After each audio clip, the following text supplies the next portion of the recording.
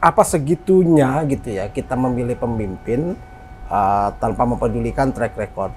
Problem kepemerintahan, efektivitas kepemerintahan di kita itu adalah masalahnya yang salah satu yang nggak selesai nih adalah ego antar lembaga. Dan yang menjadi pertanyaan kita juga, kenapa kok kayak buru-buru banget nih? Ini belum pelantikan loh.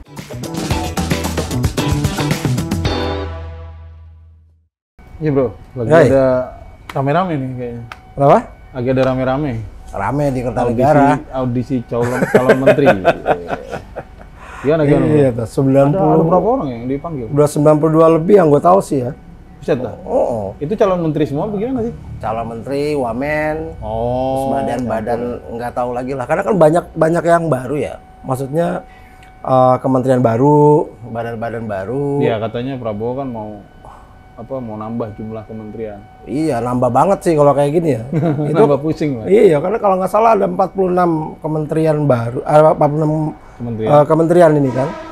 Ada kementerian dasar dan menengah lah, pendidikan dasar dan menengah, nggak ngerti gua. Cuma kalau menurut gua dengan begitu besarnya kementerian begini, begitu banyaknya, ya artinya kan beban makin gede. Iya. Iya dong. Tapi nggak, gue mau nanya itu dulu.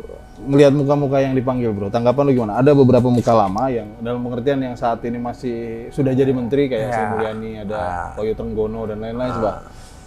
Ada nama-nama populer juga dan lain-lain. Ada yang bikin kita kayak Raffi Ahmad, kayak ya Gus Miftah dan lain sebagainya gitu. Kalau lu ngeliat gimana nih nama-nama yang dipanggil? Ya kemarin itu kan seenggaknya 16 lah ya menterinya Jokowi yang dipanggil tuh. Lalu yang lainnya, ya itu dia. Nama-nama ajaib yang banyak nggak kita sangka bisa masuk ke dalam kabinet baik sebagai menteri atau wamen atau pimpinan lembaga nantinya. Ya, bukan mengecilkan arti mereka atau sebagainya, tapi pada prinsipnya kan kita ingin yang menempati pimpinan-pimpinan tertinggi ini adalah orang-orang terbaik dengan kondite yang kita tahu, kredibilitas yang kita tahu gitu ya. Contoh lah misalnya soal gelar doktor honoris causa. Iya. Nah ini aja misalnya nih. Ada dua kan ya kemarin yang jadi ramai pergunjingan, Raffi dan Bahlil, ya kan? Iya. Bahlil juga sama jadinya Iya. kan. Dan artinya begini, apa segitunya gitu ya kita memilih pemimpin tanpa mempedulikan track record. Iya. Iya kalau gini ya, kalau rekaman soal track record soal itu ya, track record soal gelar-gelar honoris causa itu lama-lama kan kita ngeliat aneh-aneh jadi humoris causa lah bro. Ini makin aneh, makin nggak jelas. Ya kalau kayak kasus Raffi itu kan ekstrim ya. Oh iya. Kampusnya di mana, siapa, Ya, karuan lah pokoknya itu. Tapi banyak juga yang kemudian yang dikasih politikus yang dapat gelar honoris begitu, humoris lah. Humoris causa itu yang dari kampus yang jelas sebetulnya. Iya. Tapi kita kemudian lihat lah ininya apa gitu loh. Iya. Kepentingannya apa? Buat apa dia dikasih kayak begitu-gituan gitu. Kalau lu ngeliat gimana? Jadi seolah-olah kalau nggak ada gelar doktor tuh nggak afdol gitu. Iya, padahal biasa-biasa aja tuh gitu. Iya. Padahal begini sih kalau menurut gue ini kenapa jadinya harus sebesar ini ya karena koalisinya segemuk itu. Iya. Kan? Jadi ujung-ujungnya kita sadari bahwa ya ini soal bagi-bagi kekuasaan aja. Bukan lagi soal siapa yang berkompeten di mana gitu kan. Bukan lagi soal itu. Jadi yang menyedihkan adalah bahwa untuk membuat satu kementerian baru aja misalnya nih ya, satu kementerian baru untuk bikin kop suratnya, stempelnya aja, ini dari pusat sampai ke ujung daerah aja nih udah pasti miliaran. Iya, nanti akan ada nomenklatur ajaib. Baru. Belum lagi nanti kasus-kasus penggelembungan anggaran, ATK dan sebagainya. Belum gaji, belum lagi segala macam pegawainya. Dan ini kan akan jadi sangat membebani. Oke lah, kita misalnya pakai dengan cara pandang yang netral bro. Kalau lu misalnya kan udah suudzon tuh. Dari awal udah ini potensi korupsi, oke lah. Tapi kita yang netral saja. Secara historis, problem kepemerintahan, efektivitas kepemerintahan di kita itu adalah masalahnya yang salah satu yang nggak selesai nih adalah ego antar lembaga, ego antar ruangan gitu loh. Kementerian ini sama kementerian ini yang seharusnya saling overlapping tapi saling menyulitkan di lapangan. Misalnya Kementerian Perumahan sama daerah tertinggal misalnya Kementerian Pertanian sama Kementerian Daerah Tertinggal misalnya bisa saja dalam satu konteks tertentu overlapping, tapi punya kebijakan yang nggak nyambung, nggak sinkron, dan kadang bisa saling bertentangan tuh. Dan itu bukan hal yang aneh, bukan hal yang langka di Indonesia. Hampir semua lembaga mengalami kayak begitu. Terjadi ego sektoral dan lain sebagainya. Aturan aja nggak sinkron, misalnya.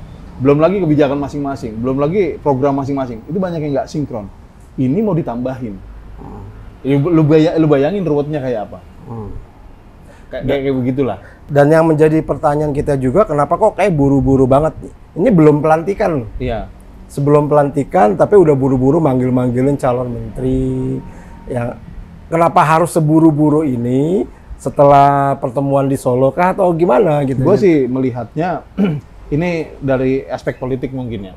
Dari aspek politik, Prabowo sudah terpilih berbulan-bulan, sudah dinyatakan sebagai pemenang pemilu selama berbulan-bulan. Tapi sampai sekarang dia belum cukup dapat panggung utama, bro. Panggung utamanya nggak jauh-jauh, Jokowi, Bu Mega, Jokowi, Bu Mega. Jadi Prabowo itu cuma ke bawah-bawah aja sejauh ini. Prabowo jadi obrolan kalau mau ketemu sama Bu Mega, mau ketemu sama Pak Jokowi gitu loh.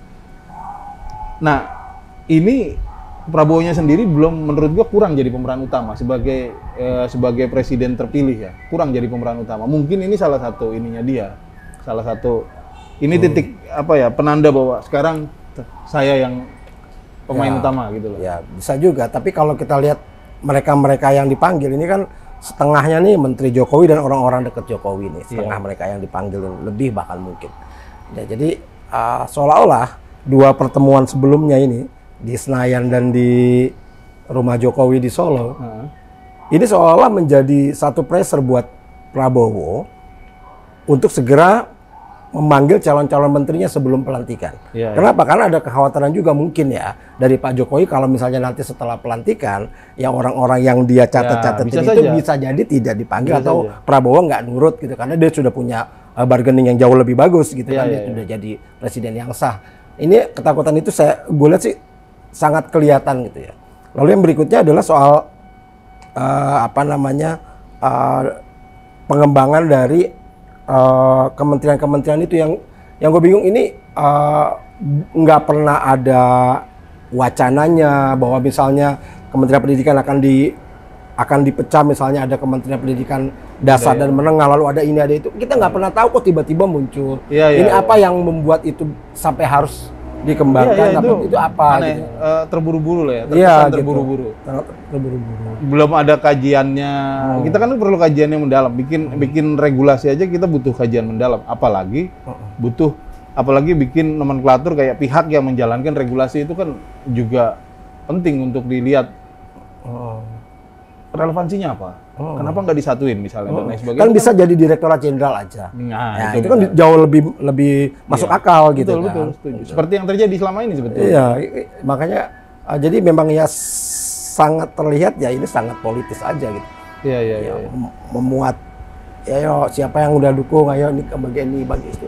Jadi contoh kecil misalnya gini bro, nih gue ketawa si Komeng yang waktu di DPD kan, yang dia bilang saya nggak ngerti nih.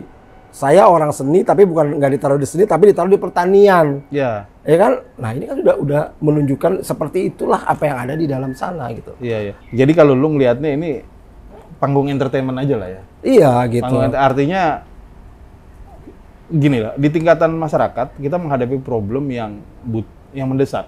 Misalnya kayak deflasi. Kayak hancurnya kelas menengah kan. Jumlah kelas menengah turun drastis dan itu udah diingatkan sebetulnya berbulan-bulan lalu oleh, kalau gue ingat salah satu esainya Hatib Basri kalau nggak salah di Kompas, sudah berbulan-bulan lalu sebelum orang-orang rame. Daya beli menurut itu udah lingkaran setan lah. Tapi kita ditunjukkannya cuma sekadar entertainment, hiburan aja, buat ngomong-ngomongin. Terus konsekuensinya buat kita apa? Ya, karena begini ya. Nah, konsekuensinya adalah bahwa dengan sekian banyaknya kementerian baru ini, sekian gemuknya kabinet kita, konsekuensinya adalah kita harus lebih semangat bayar pajak, bro. Ya, karena kan mereka dari mana dapatnya? Ya kan? Mereka ini akan mendapatkan gaji dari APBN, ya kan? Yang otomatis juga ya sumber terbesarnya adalah dari pajak kita. Nah, yang menjadi mirisnya kita, kesedihan kita adalah bahwa hal ini terjadi, kegemukan kabinet ini terjadi di tengah segala macam tadi. Iya. Masalah tadi, hutang yang menggunung, proyek-proyek yang terancam mangkrak seperti IKN dan sebagainya, PHK, lalu rendahnya tingkat pendidikan. Tiba-tiba APBN kita hanya habis untuk menggaji pegawai-pegawai baru akhirnya gitu. Iya, Itu iya, sih iya.